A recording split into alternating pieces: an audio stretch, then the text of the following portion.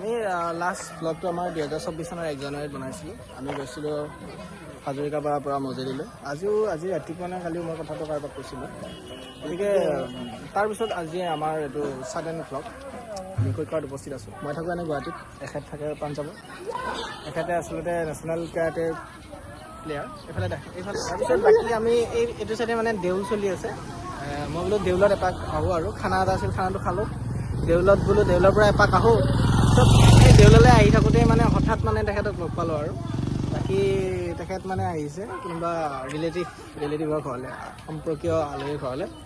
আৰু তেখেতক হঠাৎ লগ পাই ভাল লাগিল। আমাৰ গাঁওখনলৈ স্বাগতম জনালোঁ আৰু সেই বিহুৰ শুভেচ্ছা দিলোঁ, অসমীয়া নৱবৰ্ষৰ শুভেচ্ছা দিলোঁ, আপোনালোককো দিলোঁ নে কি?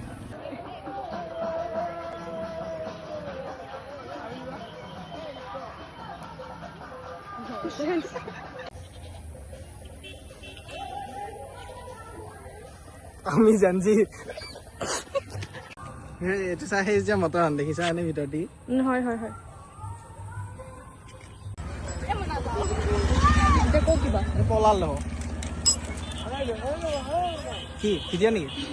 হাই গাইছ আৰু ক মই প্ৰতীক্ষা তুমি ডেকা সখীক লগ পালোঁ।